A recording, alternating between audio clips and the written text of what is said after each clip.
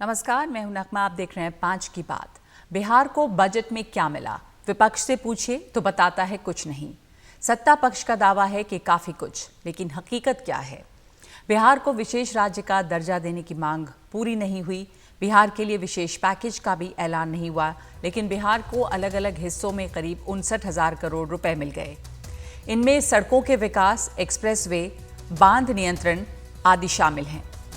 फिर बोधि मंदिर, विष्णुपद और राजगीर में कॉरिडोर और विकास की बात है। जो लोग इस बात का हो हल्ला मचाते हैं कि बिहार को विशेष राज्य का दर्जा नहीं मिला, विशेष राज्य का दर्जा नहीं मिला, ये वही विपक्ष के लोग हैं जिनके पास ये जानकारी का अभाव है कि इन्हीं की सरकार में, यूपीए की सरकार में मनमोहन सिंह जी के दौरान ही नीति आयोग में इस तरीके के प्रावधान किए गए थे जिसके बाद किसी भी राज्य को विशेष राज्य का दर्जा मिलना लगभग नामुमकिन के करीब हो गया था। बहरहाल हम लोग की मांग रही थी कि जब तक विशेष राज्य के दर्जे का दर्जा हम लोग को नहीं मिलता, स्पेशल पैकेजेस हम लोग को दिए जाएं। मैं धन्यवाद करूंगा मेरे प्रधानमंत्री आदरणीय नरेंद्र मोदी जी का, मैं धन्यवाद करूंगा हमारी वित्त मंत्री आदरणीय निर्मला सीतारमण जी का। इस बजट में बिहार फर्स्ट, बिहारी फर्स्ट को भी धरातल पर उतारने के प्रावधान दिए गए। और अब सुनिए कि इसके ऊपर जेडीयू के नेता संजय झा क्या कह रहे हैं।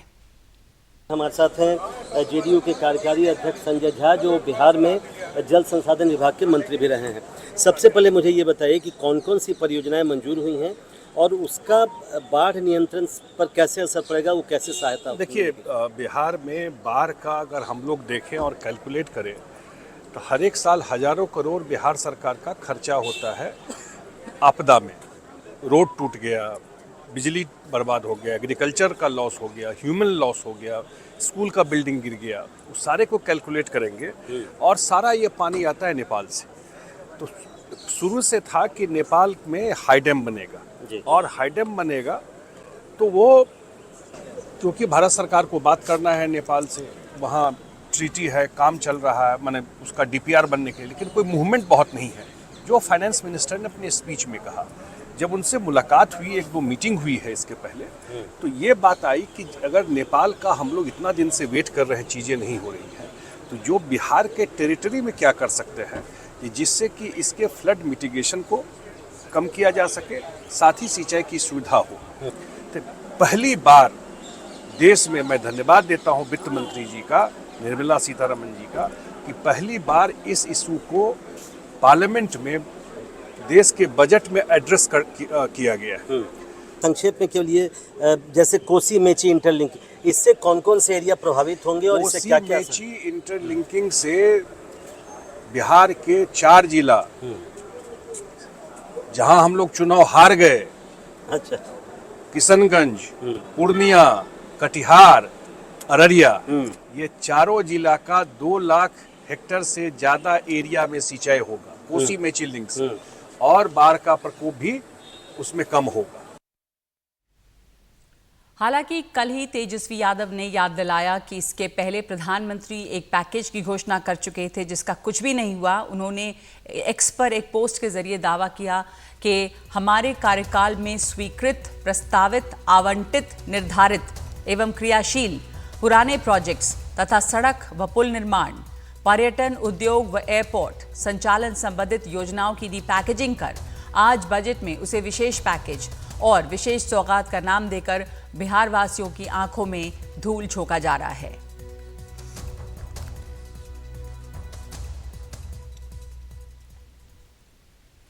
तेजस्वी यादव जो भी कहें, ये माना जा रहा है कि इस आवंटन के बाद बिहार के नेताओं को संतुष्ट हो जाना चाहिए, विशेष दर्जे या पैकेज की मांग छोड़ देनी चाहिए। लेकिन विधानसभा में चली बहस के दौरान एक नया मसला खड़ा हो गया है। विपक्ष ने आरोप लगाया कि बिहार में आरक्षण का जो दायरा 65% किया गया था, उसे 9वीं अनुसूची में डाला जाना चाहिए। ये वो अनुसूची है जो अदालत के दायरे से बाहर पड़ती है। नीतीश का कहना है कि वो इसके लिए केंद्र को प्रस्ताव भेज चुके हैं, जबकि विपक्ष का आरोप है कि बिहार सरकार आरक्षण के मुद्दे पर बस सियासत कर रही है। इस बारे में और जानकारी देंगे मनीष कुमार।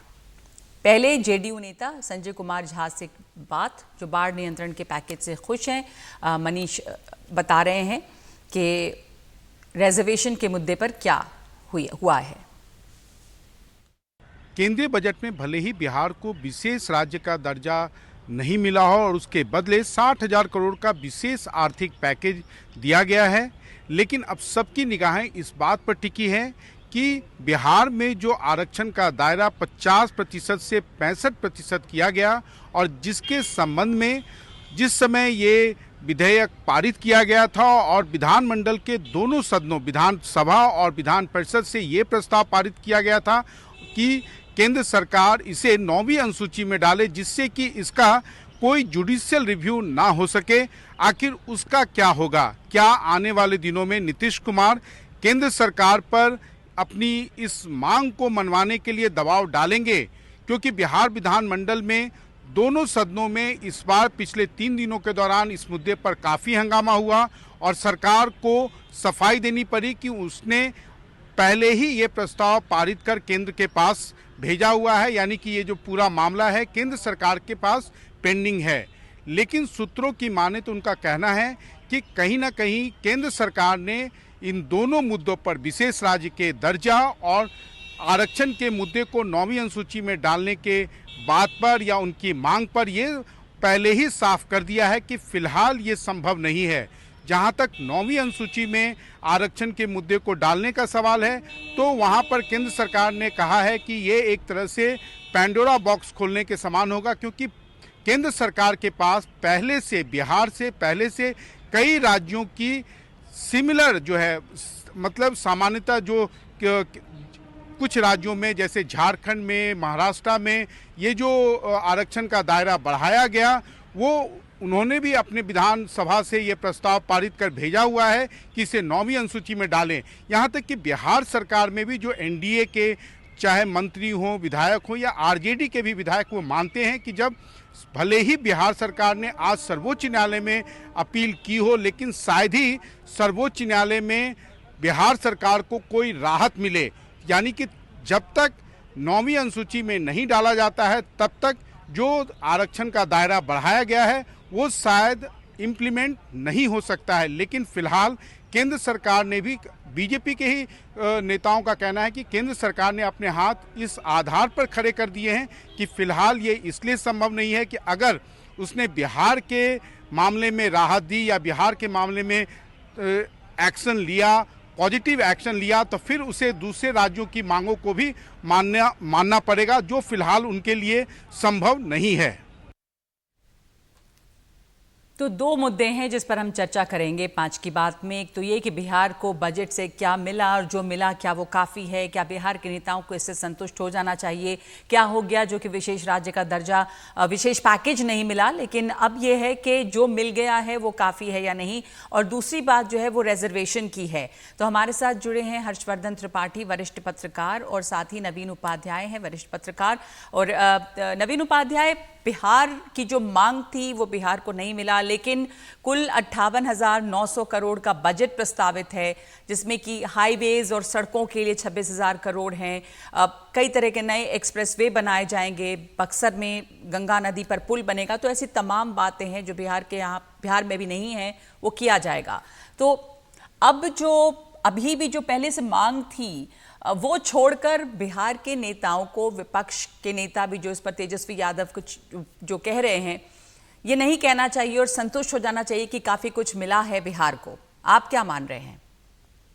देखिए, ये बिहार को एक स्पेशल कैटेगरी स्टेट का दर्जा दिया जाए, ये केवल इस पर केवल तेजस्वी यादव पॉलिटिक्स नहीं किए हैं, इस पर हर पार्टी के लोगों ने और नीतीश कुमार ने भी इस पर काफी दिनों तक पॉलिटिक्स की है। नीतीश कुमार ने इसको लेकर कई डेलीगेशन सेंटर के पास गए और आज अगर राजनीति की बात अगर कीजिएगा तो उसमें नीतीश कुमार ने जिस तरह की राजनीति की थी इसको लेकर सेंटर पर प्रेशर बनाने के लिए वही राजनीति तेजस्वी यादव कर रहे हैं, तो उसमें हम कोई नई बात नहीं देख रहे। लेकिन जहां तक इस पूरे पैकेज का सवाल है कि क्या इसके बाद बिहार को छोड़ देना चाहिए, इस डिमांड को हम नहीं मानते हैं, इसलिए कि बिहार एक ऐसा राज्य है, लैंडलॉक्ड स्टेट, जिसमें न किसी तरह का इंडस्ट्रियलाइजेशन है। 6 महीना ये राज्य डूबा रहता है बाढ़ से, और मूलभूत जो इंफ्रास्ट्रक्चर है उसमें भी काफी दयनीय स्थिति है। तो मेरा मानना है कि बिहार को एक अलग परिदृश्य में देखना चाहिए। दूसरी बात यह है कि जो भी परियोजनाएं अभी स्वीकृत की गई है वो बेसिकली जो है वो इंफ्रास्ट्रक्चर से रिलेटेड है। पानी, water management, road and power sector के लिए 2400 करोड़ का एक प्रोजेक्ट सैंक्शन किया गया है। लेकिन देखिए, ये सब तो मूलभूत इंफ्रास्ट्रक्चर जरूरी है, लेकिन एक बात पर सबसे अधिक ध्यान देने की जरूरत है कि बिहार में हर 3 घर हाउस होल्ड से एक आदमी पलायन करके दिल्ली और कहीं दूसरे जगह एक बहुत मिजरेबल स्टेट में काम कर रहा है। तो जो एक रोजगार, एम्प्लॉयमेंट जनरेशन के क्षेत्र में जी। जो काम होना चाहिए, हमको लगता है कि उस पर प्रायोरिटी नहीं दी गई है। किसी तरह का इंडस्ट्री सेटअप करने, किसी तरह का इंडस्ट्री को इंसेंटिव देने की बात इसमें नहीं है। तो हमको लगता है कि ठीक है, बहुत हद तक इससे काफी इंफ्रास्ट्रक्चर क्रिएट हो सकता है। हम नहीं जानते हैं कि बिना नेपाल के साथ कोई ट्रीटी किए हो और नेपाल के साथ प्रॉपर वाटर मैनेजमेंट और वाटर शेयरिंग किए हुए बिहार में जो बाढ़ की समस्या है उसको टैकल किया सकता है। लिमिटेड स्तर पर कुछ किया जा सकता है, लेकिन उससे नहीं लगता है कि बिहार में बाढ़ की समस्याएं खत्म हो जाएगी। तो ये वेलकम स्टेप है, लेकिन हमको नहीं लगता है कि जो स्पेशल पैकेज की मांग है और जिस पर पॉलिटिक्स चल रही है वो खत्म होगी इस डिमांड के बाद। जी हर्षवर्धन जी, ये स्पेशल पैकेज की जो स्टेटस की जो मांग है वो इससे खत्म नहीं होगी, क्योंकि ये काफ़ी नहीं है। इससे जॉब क्रिएशन के लिए कुछ नहीं हुआ। अभी भी देखिए कि बिहार से इतना ज़्यादा पलायन होता है। आप कहीं चले जाएं भारत में, बहुत सारे मजदूर जो काम करते हैं वो बिहार से गए हुए हैं, क्योंकि वहाँ पर खुद उतना ज़्यादा काम नहीं है। तो एक इंफ्रास्ट्रक्चर क्रिएट होगा, लेकिन ये काफ़ी नहीं है। और इसलिए ये आवाज़ें उठ रही हैं कि इस तरह के पैकेज देने से कुछ टूरिज्म और दूसरी चीज़ों में बढ़ावा मिल सकता है, लेकिन ये सफिशिएंट नहीं है। तो ये मांग बनी रहेगी। देखिए नगमा जी, मुझे लगता है कि बिहार की स्थिति को जो एक लाइन नवीन जी ने बोली कि हर 3 घर में एक घर यहाँ से जा चुका है, और वो कोई जाति देख कर नहीं गया है, जिसकी चर्चा बड़ी कम होती। कोई ऐसा नहीं है कि सवर्णों के घर के बच्चे चले गए। जिसके पास पैसा आ गया, जिसके पास थोड़ी सी ताकत आ गई, उसने अपने बच्चे को बनारस, इलाहाबाद से लेकर दिल्ली और फिर देश के दूसरे हिस्सों में भेज दिया, और ताकत हो गई तो विदेश भी भेज दिया। इसकी मूल वजह जो थी उसको बहुत हद तक नीतीश कुमार के पहले शासनकाल में 2005 से 10 में एड्रेस किया गया। जो कानून व्यवस्था की स्थिति थी कि कोई भी बच्चा है, कोई भी बच्ची है, तो उसकी जो जान माल की स्थिति है वो किस संगत में फंस जाएगा। अपराधियों के गिरोह चला करते थे, उससे बाहर निकले। कानून व्यवस्था के साथ साथ सड़क, बिजली भी थोड़ा सा, एक कहें कि जो सुशासन का नाम दिया जाता था, तुलनात्मक तौर पर ठीक किया। लेकिन 2010 के बाद इसमें मुझे कहने में जरा सा भी संकोच नहीं कि नीतीश कुमार को भी लग गया कि ठीक है, इस राजनीति में थोड़ा करके भी बहुत बड़े नेता बने रहा जा सकता है। यहां बिहार का दुर्भाग्य नए सिरे से शुरू हुआ। जो सुशासन बाबू थे उनको समझ में आ गया कि वो मजबूरी बन गए हैं, भाजपा बनाएगी नहीं तो राष्ट्रीय जनता दल बनाएगी। मुझे लगता है कि ये जो पैकेज इस बार आया है, ये पैकेज दूसरी चीज है। ये पैकेज तो दरअसल पुल बना देगा, सड़क बना देगा, कहीं कोई सेंटर बना देगा, कोई टूरिज्म सर्किट बना देगा। क्या बिहार के राजनेताओं की मानसिकता बदलेगी? क्या ये विशेष राज्य का दर्जा देने से भी कुछ नहीं होगा। बिहार की विशेषता अगर कहें तो बिहार के लोगों का श्रम वो दुनिया के हर हिस्से में अपनी प्रतिभा दिखा रहा है। बिहार में क्यों नहीं दिखा रहा? क्योंकि वहां इंडस्ट्री लगने लगाने की स्थिति नहीं। बाढ़ की वजह से जो एक हिस्सा प्रभावित होता है उसका एक मैनेजमेंट किया जा सकता है। क्या राज्य सरकार ने और केंद्र सरकार ने कोई बड़ी योजना बनाई? फिर जिस तरह से हमने बिहार में पुलों को गिरते हुए देखा है, ये बहुत पैसा आ जाए, खूब मीम्स बन रहे हैं कि इतना पैसा आएगा, अब तो खूब जम के कमीशन चलेगा। ये भ्रष्टाचार जब तक नहीं होगा, जो गिरोहबंदी है, गुंडेगर्दी, और सबसे खतरनाक, अगर सब कुछ अभी भी जाति के इर्द गिर्द है नगमा जी, तो कोई विशेष राज्य का दर्जा, कोई पैकेज इसको दुरुस्त नहीं कर सकता। मनीष भी हमारे साथ जुड़े हैं, हमारे वरिष्ठ सहयोगी मनीष। और आप लंबे समय से बिहार और बिहार की राजनीति और तमाम नेता, जैसा नवीन उपाध्याय भी कह रहे थे कि सिर्फ इसके ऊपर तेजस्वी नहीं, तमाम जो लोग आए उन्होंने इस पर राजनीति की है।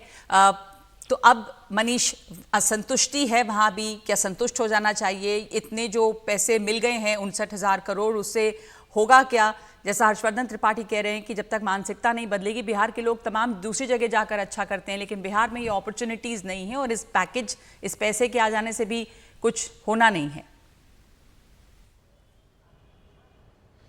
देखिए नगमा, आपके सवाल के कई सारे पहलू हैं, लेकिन मैं आपको बता दूं कि बिहार में इस पैकेज से जो एनडीए के समर्थक हैं या एनडीए के विधायक, मंत्री या सांसद, वो खुश क्यों हैं? वो इसलिए खुश हैं कि पिछले 10 वर्षों में, जिसके करीब 7 सालों तक दोनों जगह पर डबल इंजन की सरकार थी, उस समय बिहार को कुछ भी नहीं मिला। जो भी मिल रहा है अभी पहली बार एक थोड़ी सी डबल इंजन की फीलिंग आ रही है।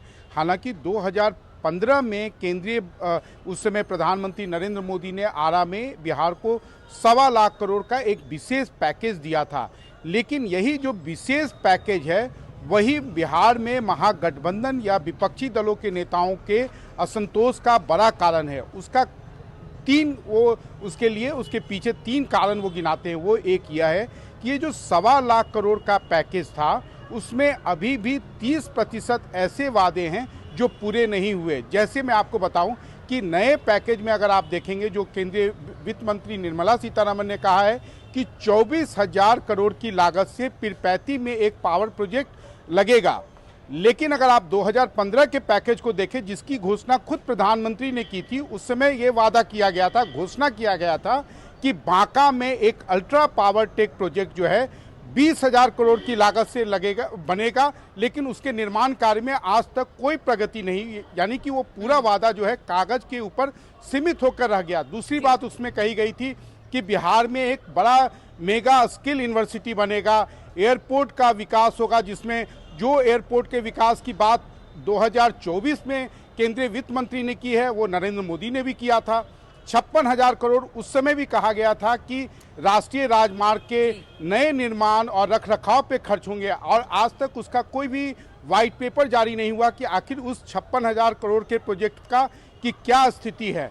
तो जैसे इस बार बिहार को जो पैकेज मिला है, पैकेज के साथ दिक्कत यह है नगमा कि इसका भविष्य क्या होगा कोई नहीं जानता। जैसे कि आज 26,000 करोड़ नए राजमार्ग के निर्माण के लिए दिए हैं। निस्संदेह ये एक स्वागत योग्य कदम है, क्योंकि बिहार देश के उन गिने चुने राज्यों में से एक है जहां आज भी एक भी एक्सप्रेसवे नहीं है।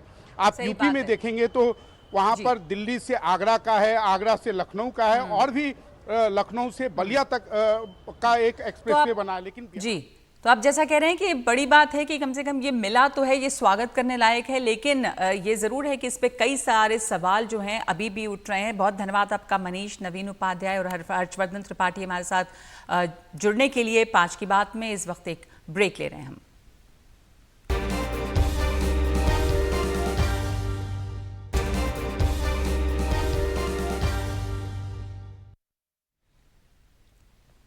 नेशनल टेस्टिंग एजेंसी यानी एनटीए ने नीट यूजी का रिवाइज्ड रिजल्ट जारी कर दिया है। लगभग 24 लाख बच्चों को इस रिजल्ट का इंतजार था। इसके साथ ही एनटीए ने सीयूईटी का फाइनल आंसर शीट भी जारी किया है। अगले 24 से 48 घंटे में सीयूईटी का भी रिजल्ट जारी कर दिया जाएगा। सीयूईटी की फाइनल आंसर शीट चेक करके बच्चों के पास 24 से 28 घंटे का समय है चैलेंज करने का। इसके बाद यदि कोई क्लेम नहीं होता है तो रिजल्ट जारी कर दिया जाएगा।